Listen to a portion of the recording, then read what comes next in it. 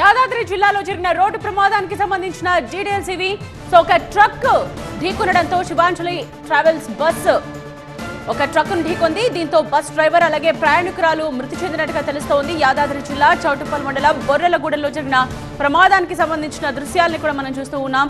13 మందికి గాయాలయ్యాయి. వెంటనే వారిని ఆసుపత్రికి తరలించారు.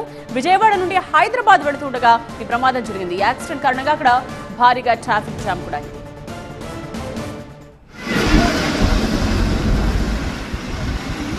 విజయవాడ నుండి హైదరాబాద్ వెళుతూ ఉండగా జరిగిన ప్రమాదానికి సంబంధించిన దృశ్యాలను మనం చూస్తూ ఉన్నాం.